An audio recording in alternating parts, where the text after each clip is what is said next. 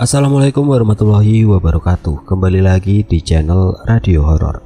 Untuk kisah kali ini ada sebuah cerita yang ditulis oleh akun Twitternya @jessiprayogo1 atau yang biasa kita panggil cerita emak. Dan untuk kisah yang akan saya bawakan kali ini yaitu sebuah kisah yang berjudul Pocong Keluarga Pak Budi. Sebelum kita masuk ke ceritanya, tekan dulu tombol like video ini dan jangan lupa tekan juga tombol subscribe channel ini dan nyalakan juga lonceng notifikasinya agar tidak ketinggalan cerita-cerita baru dari channel ini. Dan bagi teman-teman yang ingin membaca langsung ceritanya, nanti silahkan saja kunjungi linknya yang nanti akan saya sertakan di kolom deskripsi. Dan seperti apa untuk kisah kali ini? Langsung saja kita simak berikut ini. Sesekali bahas tentang pocong gak apa-apa lah. Tapi sebelumnya kita perkenalkan dulu nih sama narasumber kita yang bernama Mas Gali. Mas Gali ini membagikan kisah yang konon sampai sekarang masih begitu melegenda di daerahnya. Kalau dulu eksistensinya berupa teror, tapi kini sudah agak kalem dan hanya berupa penampakan yang masih kerap menampakkan diri secara random kepada para warga di daerah tempat tinggal Mas Gali. Apa sih teror atau penampakan yang menghantui warga sekitar? Orang-orang membeli julukan teror tersebut dengan nama teror pocong Pak Budi. Salah satu kota di Jawa Timur, tepatnya di wilayah tempat tinggal Mas Gali, terdapat sebuah penampakan sosok pocong yang sangat sulit sekali dihilangkan.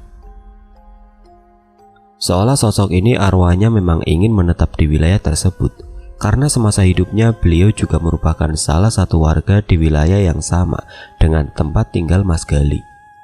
Semakin dicoba untuk dipindahkan, membuat sosok ini semakin kerap menghantui orang-orang secara random. Seakan sosok ini marah dan tidak terima arwahnya diusir dari tanah kelahirannya sendiri. Akhirnya warga mulai terbiasa dan sampai saat ini mereka hidup berdampingan satu sama lain. Memang yang namanya sosok hantu apalagi pocong tidak menutup kemungkinan membuat kita lari terbirit-birit. Sosok ini memang tidak melakukan kontak fisik, akan tetapi sosok ini justru menampakkan diri dengan tiba-tiba. Entah itu di samping seseorang, di belakang, ataupun pas di depan wajah. Seperti sedang memamerkan wajahnya yang rusak di depan orang yang tidak sengaja bertemu dengannya. Bayangkan, jika malam-malam kalian tidak sengaja lewat lalu ditampakin sosok pocong ini pas di depan wajah kalian, gimana rasanya? Rasanya pasti sangat mantap. Lanjut. Lalu bagaimana asal muasal sosok ini sampai bisa menghantui warga sekitar? Apa yang menjadi penyebab akan kematiannya? Lantas urusan dunia apa yang membuat arwahnya belum bisa tenang? Mari kita dalami bersama-sama cerita mengenai sosok Pak Budi. Budi Sujatmiko adalah seorang kepala keluarga sekaligus seorang bapak dari dua anak perempuan. Istrinya bernama Auliayani dan kedua anak perempuannya bernama Neta dan Neti. Kedua anak perempuan Pak Budi adalah anak kembar. Keseharian Pak Budi adalah berjualan bakso keliling dari satu gang ke gang yang lain. Awalnya beliau bukan berjualan bakso, melainkan berjualan mie ayam. Berhubung sedikit sekali peminatnya, makanya Pak Budi beralih profesi sebagai tukang bakso. Sedangkan Bu Aulia bekerja sebagai buruh cuci para tetangganya. Kadang upah yang diterima Bu Aulia tidak tentu, tergantung keikhlasan yang memakai jasanya. Bahkan Bu Aulia pernah hanya dibayar menggunakan lauk pauk. Bagi beliau itu sudah lebih dari cukup, asal kedua anaknya bisa makan. Keluarga kecil ini hidup rukun dan damai di sebuah rumah kecil peninggalan mendiang orang tua Pak Budi. Pak Budi sendiri adalah anak tunggal. Jadi selepas kematian kedua orang tuanya, Pak Budi hidup seorang diri sebelum akhirnya bertemu sang istri. Meski hidup dengan banyak sekali kekurangan secara finansial, lantas tidak membuat keluarga ini terdengar cekcok. Benar-benar contoh keluarga yang harmonis. Suatu hari ada seorang rentenir yang menagih hutang ke rumah Pak Budi. Rentenir ini bilang kalau Pak Budi sudah menunggak angsuran 3 kali dan bahkan bunganya jadi berlipat ganda. Alasan Pak Budi sendiri belum bisa membayar angsuran lantaran uang tabungannya belum cukup untuk membayar bunga. Padahal kalau tidak membayar pokoknya saja, uang yang beliau kumpulkan cukup. Tapi ya itu, tadi bunganya terlalu besar. Pak Budi juga terpaksa berurusan dengan rentenir ini, soalnya beliau kebingungan harus cari modal kemana lagi untuk jualan. Dengan sangat kasar, para rentenir ini mengambil uang itu dan tetap menekan Pak Budi untuk segera membayar bunganya. Pak Budi tidak tahu harus berbuat apa, sedangkan bunganya setiap hari semakin membengkak. Tapi hal itu tidak menyurutkan tekad Pak Budi untuk terus berjualan, agar bisa memenuhi semua kebutuhan keluarganya dan sisanya untuk beliau membayar bunga rentenir yang kian melejit. Belum lagi anak-anak Pak Budi yang sebentar lagi keduanya mau masuk TK. Bertambah kian berat perjuangannya. Tetapi hal itu tidak membuat beliau mengeluh. Beliau selalu nampak tegar dan kuat di depan istri juga anak-anaknya. Sama sekali tidak nampak kegelisahan sedikit pun, padahal bebannya begitu berat. Hingga di tahun 2004, terjadilah sebuah kejadian yang tidak disangka-sangka oleh warga setempat. Jangankan warga, mungkin Pak Budi dan keluarga juga tidak akan mengira kalau akan menerima peristiwa itu dalam hidup mereka. Hari itu menjadi mimpi buruk untuk keluarga Pak Budi. Menjadi hari yang banjir dengan air mata, awal dari segala kengerian yang terjadi. Karena di hari itu, keluarga Pak Budi dibunuh oleh seseorang yang mungkin adalah suruhan rentenir tempat Pak Budi terlibat hutang. Tidak ada yang tahu bagaimana pastinya mereka membunuh keluarga ini. Tapi ada satu orang yang menjadi saksi hidup di saat Pak Budi dibunuh oleh orang ini pas di halaman rumahnya sendiri. Saking traumanya melihat kejadian itu, orang yang satu-satunya menyaksikan dengan jelas bagaimana kepala Pak Budi itu ditebas dengan begitu teganya, kini menjadi gila. Orang ini kita sebut saja namanya Mas Fandi. Mas Fandi pagi itu ceritanya mau pergi ke surau atau musola di daerah sekitar. Dari rumahnya untuk menuju ke musola, memang harus melintasi depan rumah Pak Budi. Setiap harinya Mas Fandi memang seperti itu. Dia akan rutin pergi ke musola untuk mengumandangkan azan. Makanya pagi-pagi buta Mas Fandi sudah pergi ke surau dan selalu seorang diri. Waktu itu saat langkah kakinya hendak melewati depan rumah Pak Budi, dia mendengar ramai sekali suara orang yang sedang beradu debat. Akhirnya dia berhenti dan mengintip dari sela-sela pohon pisang yang tidak jauh dari rumah Pak Budi. Di situ Mas Fandi melihat dengan jelas kalau ada seorang pria tinggi besar sedang mencengkram kerah baju Pak Budi dengan marah-marah. Lalu perdebatan itu semakin lama seperti tidak menemukan solusi, dan nada bicara pria ini kian meninggi.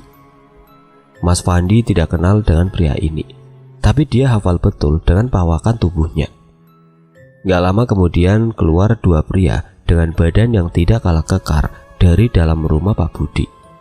Tapi dua pria ini keluar dengan bersimbah darah sambil membawa sebuah pedang panjang. Bisa digambarkan samurai atau golok, bentuknya panjang dan berwarna merah darah.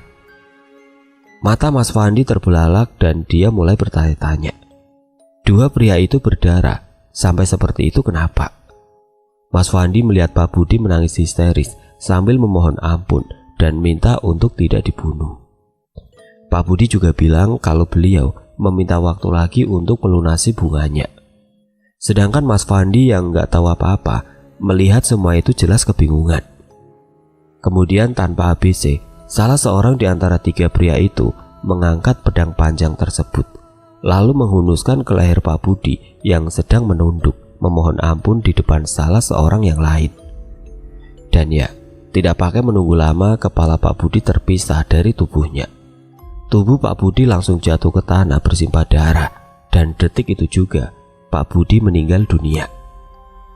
Mas Fandi yang melihat kejadian itu spontan teriak, dan teriakannya terdengar oleh tiga pria ini. Tiga pria ini nampak seperti terkejut dan lari ke arahnya. Buru-buru Mas Fandi berlari sejauh mungkin untuk menghindari tiga pria ini. Tapi tiga pria ini masih mengejarnya. Beruntung dia bisa menghindar dan masuk kembali ke dalam rumahnya. Bahkan tanpa disangka-sangka, 3 pria ini melewati rumahnya dan dia mengintip sedikit dari balik jendela. Beruntungnya, 3 pria ini tidak menyadari ke arah rumahnya dan pergi menjauh. Mas Fandi langsung membangunkan ibu bapaknya untuk menceritakan semuanya. Dia juga bilang tidak berani ke surau lagi semenjak kejadian itu. Ibunya mencoba untuk menenangkannya agar tidak menimbulkan suara. Takutnya 3 pembunuh itu masih ada di sekitar rumahnya. Akan tetapi semakin lama kondisi mental Mas Fandi semakin buruk. Dia sering ketakutan sendiri di dalam kamarnya. Dia juga tidak lagi berangkat kerja dan bahkan menjaga jarak dengan keluarganya. Sampai bapaknya membawakan dokter untuk mengobatinya, tapi Mas Fandi menolak. Dia tidak ingin bertemu dengan siapapun, dan sampai detik ini Mas Fandi masih dengan keadaannya saat terakhir melihat kejadian itu. Selesai dengan Mas Fandi, kita beralih kembali ke Pak Budi. Berhubung Mas Fandi hari itu tidak mengumandangkan azan dan diganti oleh warga yang rumahnya pas di samping musola. Setelah semua warga selesai sholat subuh, semuanya berbondong-bondong ke rumah Mas Fandi. Karena nggak biasanya Mas Fandi seperti ini. Takutnya Mas Fandi sakit. Begitu mereka melintas di depan rumah Pak Budi, salah satu orang tidak sengaja menengok ke rumah Pak Budi. Karena di hari yang sama, Pak Budi juga tidak nampak hadir sholat subuh berjamaah. Pas orang ini melihat, beliau langsung teriak manakala melihat tubuh Pak Budi sudah dalam keadaan tergeletak di atas tanah dengan kepala yang terpisah dari tubuhnya. Teriakan orang ini mengagetkan orang-orang yang lain. Mereka lupa dengan Mas Fandi dan berbondong-bondong menghampiri jasad Pak Budi. Lalu yang lain melihat ada banyak sekali darah yang berceceran dan mengarah ke arah dalam rumah Pak Budi. Saat warga yang lain mengikuti ceceran darah itu, mereka melihat istri dan 2 anak Pak Budi sudah meninggal dunia dengan kondisi yang begitu sadis. Keluarga ini meninggal dibunuh oleh seseorang yang entah siapa. Jasad Bu Aulia tergeletak di ruang tamu dengan kondisi perut yang ditusuk-tusuk, dan ada sebuah pisau yang tertancap di mata kanannya. 2 anak kembar Pak Budi meninggal ditusuk pisau di bagian dada dan perutnya. Lalu kedua jasad ini ditumpuk menjadi satu dan diletakkan di atas meja makan. Darah terciprat hampir di seluruh dinding rumah Pak Budi. 2 kamar Pak Budi nampak berantakan, seolah ada seseorang yang dengan sengaja membuat isi kamar itu menjadi berantakan, atau bisa juga sedang mencari sesuatu. Kalaupun itu maling, rasanya sangat janggal. Secara tidak ada benda berharga yang ada di rumah Pak Budi. Lantas apa yang mau dicuri? Warga lalu menutup keempat jenazah ini dengan kain sampai menunggu polisi datang ke TKP. Karena sudah ada yang menghubungi polisi dari telepon koin yang ada di sekitar sana.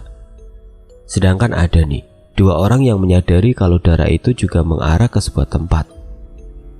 Jadi selain ada di rumah Pak Budi, darah yang diduga sama juga nampak berceceran di jalan-jalan. 2 orang ini akhirnya mencoba mengikuti kemana berhentinya tetesan darah tersebut sambil membawa potongan dahan pohon untuk berjaga-jaga. Semakin mereka mengikuti darah itu, tidak terasa langkah mereka berhenti pas di depan rumah Mas Pandi. Soalnya di depan rumah Mas Pandi ada nampak banyak sekali ceceran darah. Kalau dari tadi bentukannya hanya titik-titik satu garis, tapi pas di depan rumah Mas Pandi ini, titik-titiknya seperti menyebar. Dan seolah menggambarkan ada orang yang sedang berlumuran darah berdiri tepat di situ. Hebohlah 2 orang ini dan berteriak memanggil nama Mas Fandi. Mereka berpikir kalau jangan-jangan Mas Fandi pembunuhnya. Cuma mereka bingung. Andai iya, terus atas dasar apa? Tidak lama kemudian bapak Mas Fandi keluar, tapi 2 orang ini langsung buru-buru menyerbu dengan berbagai pertanyaan.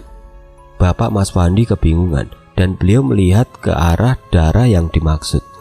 Akhirnya bapak Mas Fandi menenangkan 2 orang ini dan baru menceritakan semuanya. Semua yang dilihat dan dialami oleh Mas Fandi pada saat Pak Budi beserta keluarganya dibunuh dengan sadis oleh seseorang. Bahkan bapak Mas Fandi rela menjadi jaminan kalau anaknya sama sekali tidak terlibat. Justru anaknya adalah saksi satu-satunya. Kemudian dua orang ini pamit dan kembali ke rumah Pak Budi. Ternyata polisi sudah datang ke TKP. Dua orang ini langsung memberitahu hasil temuannya. Sayangnya pada saat polisi menghampiri Mas Fandi, kondisi psikisnya sudah mulai terganggu dan bahkan seperti orang ketakutan, seperti melihat sesuatu. Akhirnya polisi hanya menerima kesaksian dari kedua orang tua Mas Fandi yang sempat diberitahu oleh Mas Fandi sendiri sebelum pikirannya menjadi stres. Jasad Pak Budi dan keluarganya langsung dibawa ke rumah sakit terdekat untuk diotopsi. Polisi masih melakukan olah TKP agar dapat segera menangkap siapa pelakunya. Sembari mengumpulkan kesaksian tetangga-tetangga sekitar dan bukti-bukti yang tertinggal dari pelaku pembunuhan. Rumah Pak Budi pun diberi pembatas untuk memudahkan polisi melakukan olah TKP. Pasti kalian tanya, apa saat kejadian tetangga-tetangga sekitar nggak ada yang dengar? Masalahnya pada waktu itu juga jarak antara satu rumah dengan rumah yang lain berjauhan. Terpisahkan kebonan atau kalau nggak gitu tegalan kosong nggak bertuan. Tapi kini rumah-rumah di sana sudah menjadi padat penduduk yang kalau ada perlu sama tetangga nggak perlu jalan jauh-jauh. Gang rumah Mas Gali ini modelannya rumah-rumah itu hanya di bagian sisi kanan. Karena sepanjang sisi kiri dari depan gang sampai ke pucuk gang itu hamparan sungai. Jadi rumahnya itu menghadap ke arah sungai semua, paham kan? Sampai detik ini, rumah bekas Pak Budi masih dibiarkan kosong dan terbengkalai. Bahkan gerobak baksonya masih terparkir rapi di depan rumahnya setelah puluhan tahun tidak pernah dipakai. Sebelah kanan rumah Pak Budi kini didirikan balai RT dan sebelah kirinya dibuat semacam posyandu balita maupun lansia untuk RT gang rumah Mas Gali. Rumah Mas Gali sendiri pas di sebelah kirinya posyandu, jadi jaraknya tidak terlalu jauh dari rumah Pak Budi. Serta di pojok gang ini ada lapangan bola yang juga dipergunakan untuk warga satu RW dengan Mas Gali, cuma beda RT. Semoga kalian paham maksudku, insya Allah nanti aku kabarin. Setelah diotopsi, jenazah Pak Budi dan keluarganya dimakamkan sekitar sana. Cuma lokasi pemakamannya itu ada di kampung sebelah lapangan. Sesudah kejadian itu, kengerian mulai menghampiri semua warga di kampung ini, termasuk keluarga Mas Gali. Banyak yang mengaku rumahnya diketok oleh seseorang tepat di tengah malam. Tetapi begitu pintu dibuka, tidak ada tanda-tanda manusia ada di luar rumah mereka. Hanya saja kalau mereka nekat melangkah keluar rumah untuk memastikan, dijamin mereka akan melihat sosok pocong. Pocong itu bukan hanya satu, melainkan ada 4 sosok berdiri dengan segala kengeriannya. Satu pocong dengan mata kanan tertancap pisau berlumuran darah, 2 pocong anak yang tubuh depannya penuh dengan darah, lalu ada 1 pocong tanpa kepala, karena kepalanya ada di bawah, tepat di samping kakinya. 4 pocong inilah yang dipercaya warga adalah arwah Pak Budi dan keluarganya yang gentayangan. 4 pocong ini seperti meminta suatu keadilan atas kematian mereka. Mereka seolah tidak terima diperlakukan seperti itu oleh orang-orang yang tidak bertanggung jawab. Sayangnya, polisi pun tidak kunjung menemukan titik terang terkait 3 pelaku pembunuhan keluarga Pak Budi. Sedangkan arwah 4 pocong ini terus menimbulkan keresahan bagi warga sekitar. Aktivitas mereka juga terhambat karena takut. Pikiran mereka setiap hari isinya hanya was-was terus, tidak ada hentinya. Suasana kampung semakin hari kian mencekam dan membuat bulu kuduk merinding. Jarang sekali ada warga yang berlalu lalang saat hari sudah malam. Kalaupun ada, mereka akan menghindari akses untuk melewati depan rumah Pak Budi. Bagi warga setempat, rumah yang dulunya penuh dengan gelak tawa anak-anak kini telah berubah menjadi sebuah rumah berhantu. Bahkan epiknya, warga sekitar yang pulang dari sholat subuh berjamaah di musola mengaku mencium aroma bakso yang begitu lezat dari dalam rumah Pak Budi. Persis seperti dulu saat Pak Budi dan keluarganya masih hidup. Mereka selalu menyiapkan dagangannya subuh-subuh. Soalnya pagi harinya Pak Budi harus berkeliling menjajakan jualannya. Padahal kan rumah Pak Budi sudah lama tidak berpenghuni. Lantas itu aroma bakso dari mana asalnya?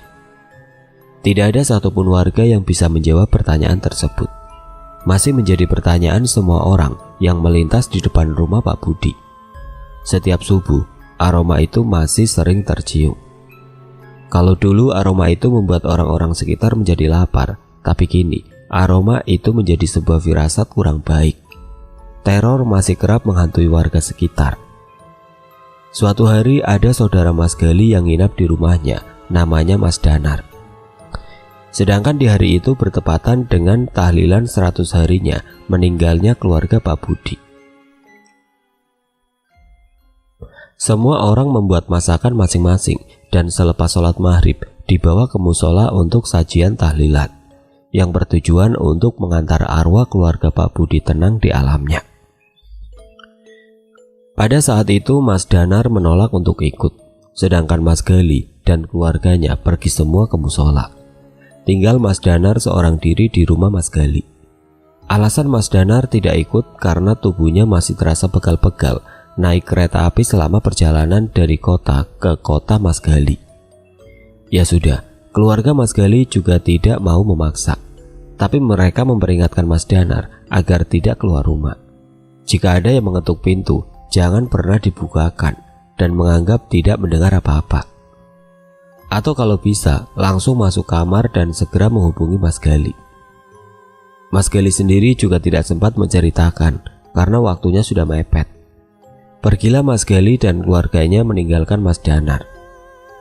Awal-awalnya masih fine-fine aja, tapi perut Mas Danar yang tidak baik-baik saja. Mas Danar baru ingat karena dia belum makan malam. Lalu dia pergi ke arah dapur. Ternyata di dapur Mas Gali tidak ada makanan.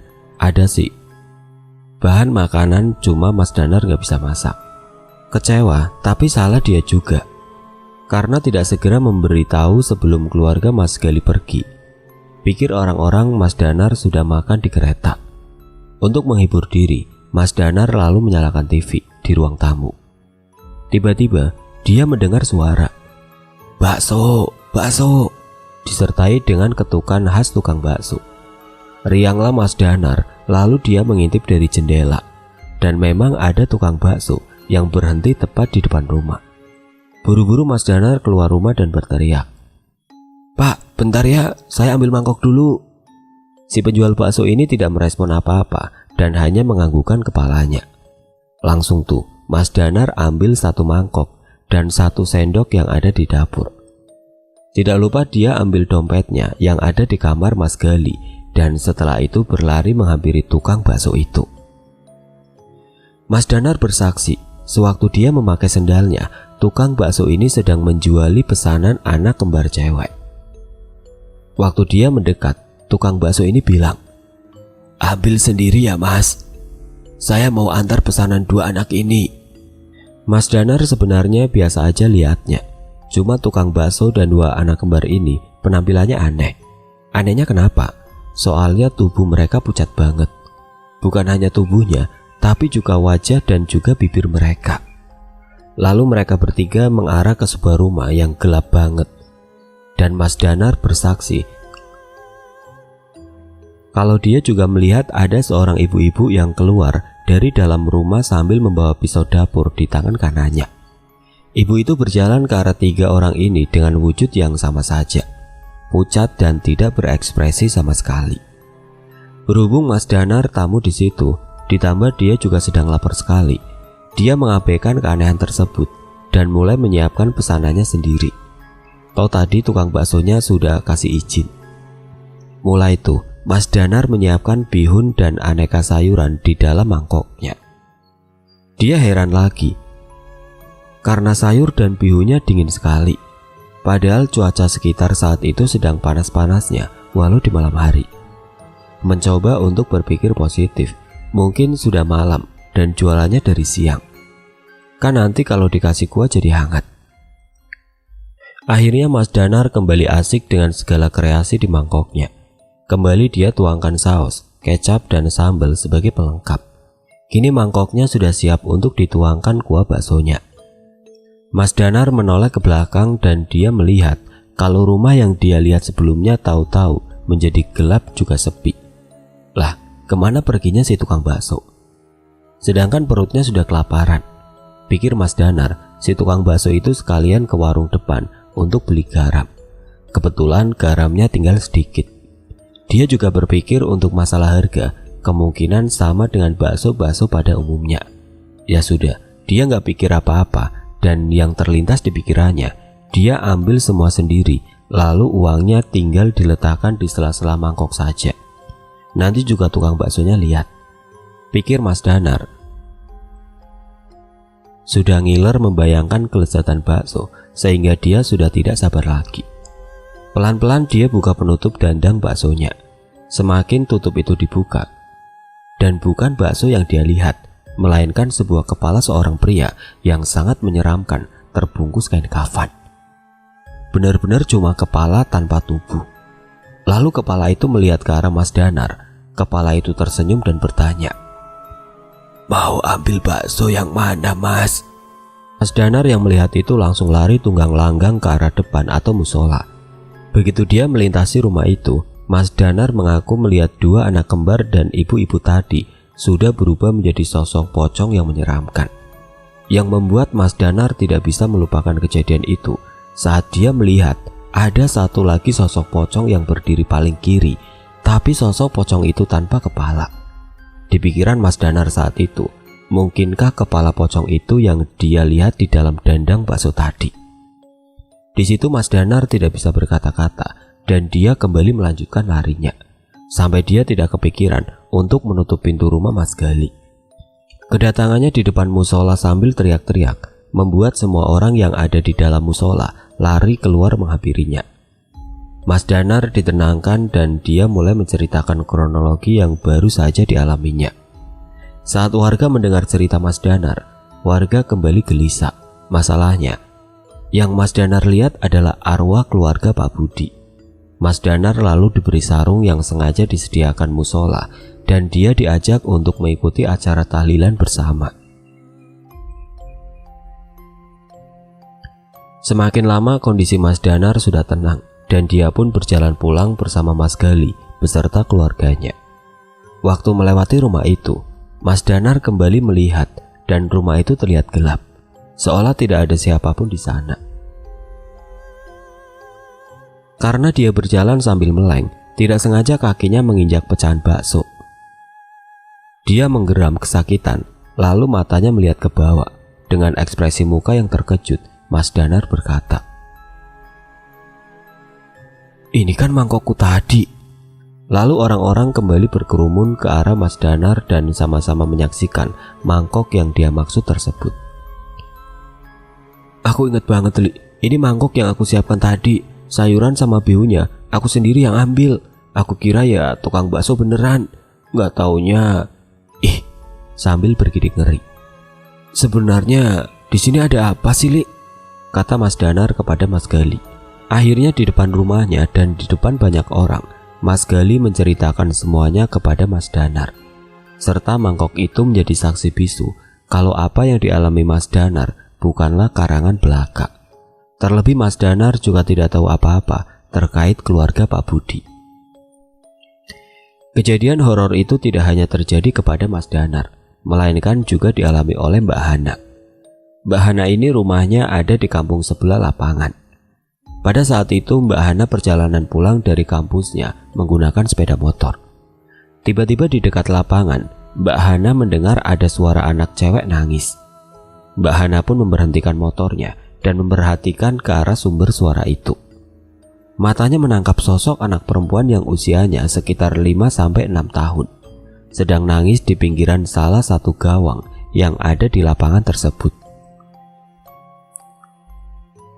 Disamperinlah sama Mbak Hana. Lagian waktu itu juga sudah malam, sekitar antara jam 10 sampai jam setengah 11 malam. Mbak Hana berpikir, ini anak siapa? Kok malam-malam nangis sendirian di lapangan? Lampu lapangan juga nggak nyala malam itu. Tapi anak ini kok berani banget. Mungkin karena kasihan, Mbak Hana tetap menghampiri anak itu. Mbak Hana berjalan sambil terus memanggil anak itu. "Dek, kamu kenapa? Kok nangis sendiri di situ?" rumahmu mana?" Tapi anak itu tidak menjawab sama sekali dan masih terus menangis. Anak itu menangis sambil menutup matanya dengan kedua telapak tangannya. Posisinya menyender ke tiang gawang dan kakinya sembujur lurus. Entah mengapa perasaan Mbak Hana tidak nyaman ketika langkahnya semakin mendekati sosok anak ini. Cuma dia nggak tega kalau harus membiarkan anak ini menangis sendirian di situ. Ketika Mbak Hana dekat dengan anak itu, dia langsung duduk jongkok di sampingnya. Mbak Hana mencoba menenangkan anak itu sambil mengelus-ngelus rambutnya. Mbak Hana terkejut ketika mendapati rambut anak itu tiba-tiba rontok. Rontoknya bukan hanya perhelai, seperti rontok satu genggam rambut sekaligus. Karena anak ini terus menangis, Mbak Hana nggak fokus di rambutnya melainkan ke si anak.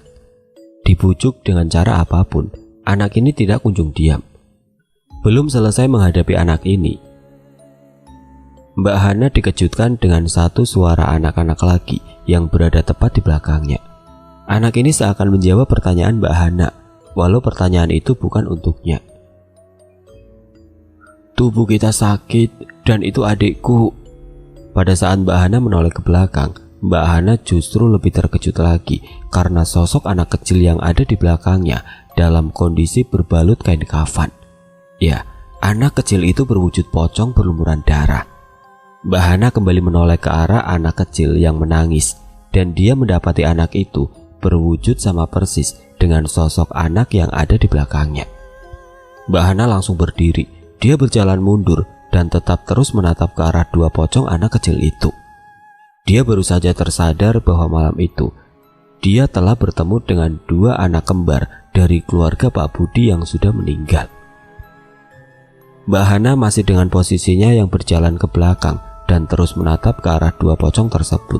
Nampaknya mereka tetap terus diam sambil memandang ke arah Mbak Hana dengan tatapan yang kosong. Setelah kakinya berhasil menjangkau area luar lapangan, dia langsung berlari menuju rumah sampai meninggalkan motornya di tepian lapangan. Setibanya di rumah, Mbak Hana langsung menceritakan apa yang baru saja dia alami kepada keluarganya. Waktu keluarganya mencoba memastikan kembali, ternyata dua pocong anak kembar itu sudah tidak lagi di sana. Sejak malam itu, ketika ada kuliah malam, Mbak Hana memilih diantar jemput ayahnya daripada harus menyetir motor sendirian. Berhubung teror itu semakin meresahkan, warga sepakat untuk mendatangkan seorang ustadz guna menenangkan arwah keluarga Pak Budi. Niatnya supaya tidak kembali menghantui warga. Sayangnya saat ustadz ini berusaha, justru mengalami penolakan. Kekuatan arwah Pak Budi yang mendominasi dan membuat sosok pocong lainnya menjadi kuat.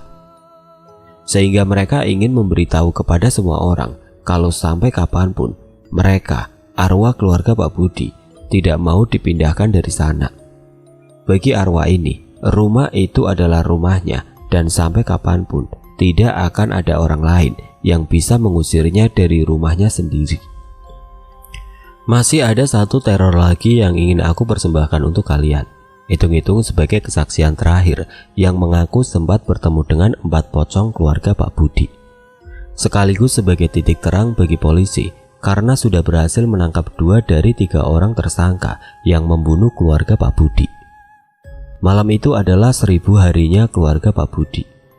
Seperti biasa, warga sibuk dengan persiapan tahlilan untuk mendoakan keluarga Pak Budi. Para warga rela meluangkan waktunya untuk mendoakan dan menyajikan makanan di setiap tahlilan karena mereka semua mengaku bahwa semasa hidupnya Pak Budi beserta sang istri kerap membantu semua warga. Padahal mereka sendiri hidup dengan kekurangan, tapi tidak menutup hati mereka untuk menolong sekitarnya. Selepas sholat maghrib, Pak Ijul dan 2 orang lainnya mempersiapkan untuk acara tahlilan. Yang lain mengurus bagian di musola, sedangkan Pak Ijul menggelar tikar untuk yang bagian luar dan beliau seorang diri.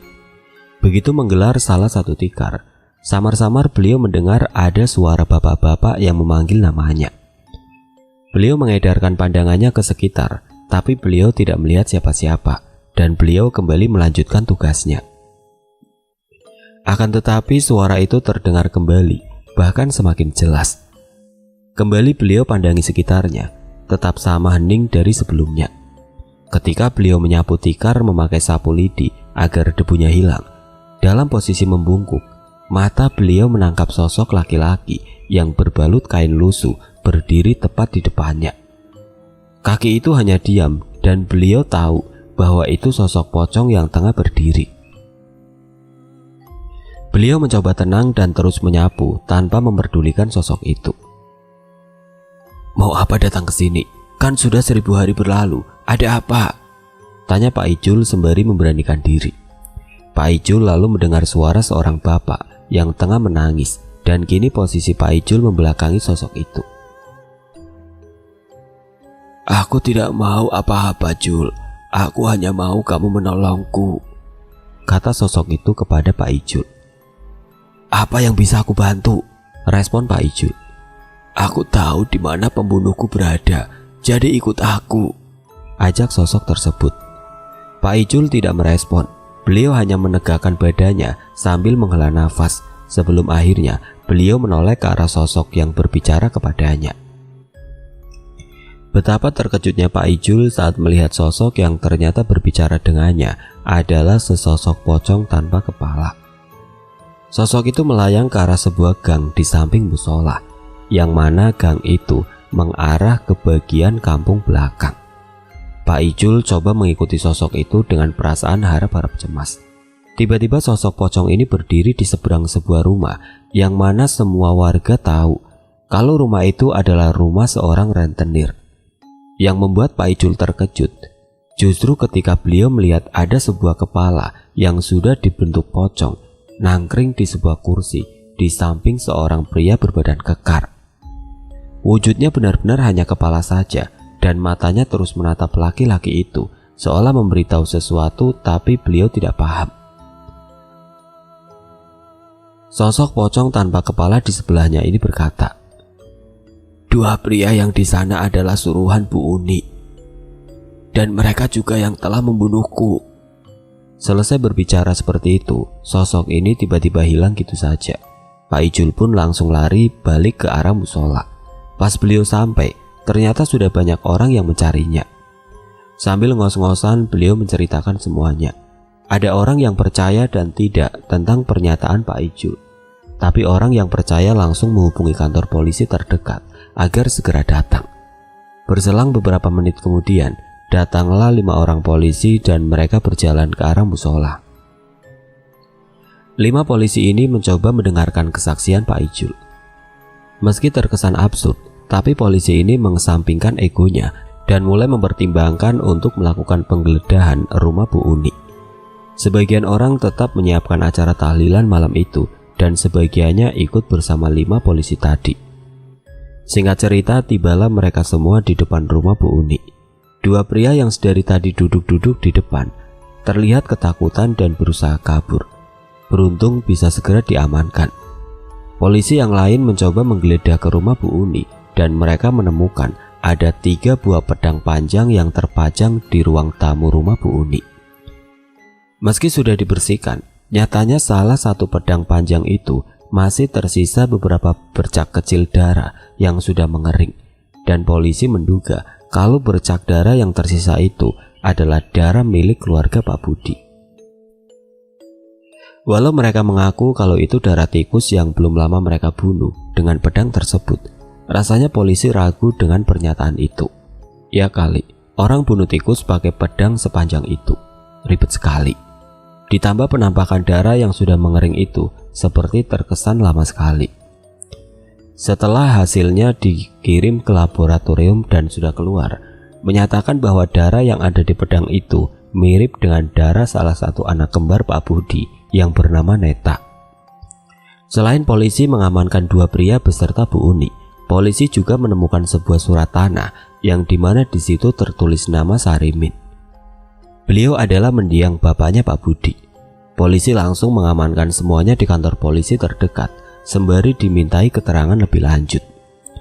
Sedangkan 1 orang lagi masih ada di Riau karena istrinya sedang melahirkan. Kemungkinan tidak lama setelah penangkapan di sini, orang itu juga segera diamankan di rumahnya oleh polisi setempat. Motif yang mendasari ini semua adalah jelas masalah hutang piutang. Katanya Bu Uni, hutang Pak Budi dan istrinya sudah mencapai 20 juta beserta bunganya.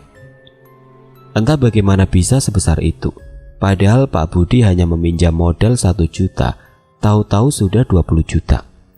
Jelas Pak Budi kesusahan untuk mengembalikan uang yang sudah beliau pinjam.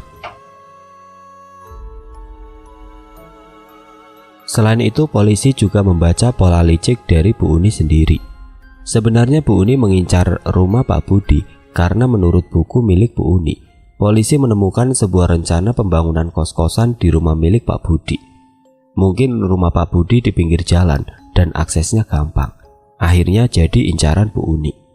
Pak Budi ternyata pernah ditawari secara langsung sama Bu Uni. Jika Pak Budi mau menjualnya, maka Bu Uni siap membayar dengan harga mahal.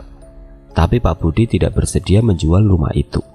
Bagaimanapun bentuknya, walau sudah reot dan rapuh, tapi rumah itu adalah satu-satunya peninggalan berharga dari mendiang kedua orang tuanya yang harus beliau jaga. Makanya Bu Uni mencari kesempatan manakala Pak Budi mulai terlilit hutang piutang dengan Bu Uni. Bu Uni mensiasatinya dengan melipat gandakan bunga dari uang yang Pak Budi pinjam. Semakin besar nominal hutangnya, pasti Pak Budi akan melepas rumah itu kepada Bu Uni. Di pikiran Bu Uni seperti itu. Nyatanya, walau hutang beliau sudah dilipat gandakan bunganya sama Bu Uni, Pak Budi tetap kekeh tidak mau menjual rumahnya.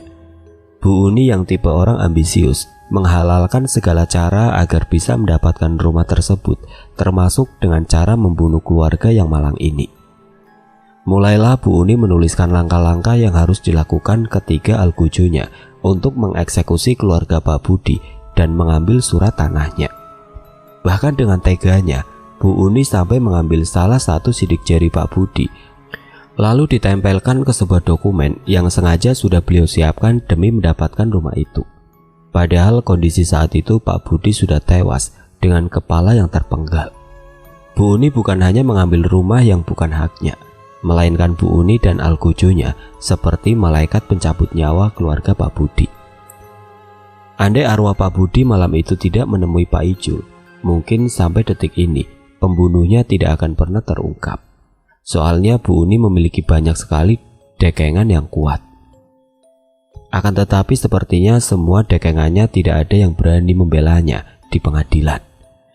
Bu Uni sampai saat ini masih mendekam di penjara karena mendapat hukuman seumur hidup. Sedangkan ketiga algojonya ada yang bilang sudah dieksekusi mati bersamaan di tahun 2009. Tapi warga setempat tidak tahu benar tidaknya. Rasanya apa yang diterima Bu Uni tidak sepadan dengan nyawa keluarga Pak Budi yang sudah beliau bunuh. Meski beliau tidak terjun langsung untuk ikut membunuh, akan tetapi beliau adalah otak atau dalang utama dari semua ini. Harusnya Bu Uni juga dihukum sama dengan tiga algojonya. Sudah 17 tahun kisah itu berlalu. Sudah lama juga rumah bekas mendiang Pak Budi dan keluarganya terbengkalai. Pihak aparat setempat tidak berani mengutak-atik rumah tersebut dan dibiarkan apa adanya. Cuma di bagian depan sekarang sudah dipasang pagar untuk membuat batasan agar tidak ada yang berani lancang masuk. Kalau dulu keluarga ini suka sekali meneror satu rumah ke rumah yang lain, tapi kini hanya sebatas penampakan dan lalu hilang. Mungkin urusan di dunia sudah selesai karena suatu keadilan berhasil mereka dapatkan dan semua pembunuh mereka telah mendapatkan hukumannya masing-masing. Sekarang sudah tidak seheboh dulu, apalagi lingkungan sekitar rumah Mas Gali sudah ramai padat penduduk. Kalaupun ada semacam penampakan, bagi mereka sekarang sudah biasa. Sudah tidak lagi kontak fisik maupun percakapan antara warga sekitar dengan arwah keluarga Pak Budi. Keluarga ini ya hanya sebatas muncul, tahu-tahu menampakkan wajahnya pas di depan wajah orang lain dan selanjutnya menghilang. Bisa jadi itu bukan lagi arwah keluarga Pak Budi, melainkan arwah yang sengaja menyerupai keluarga Pak Budi agar bisa hidup berdampingan dengan warga setempat.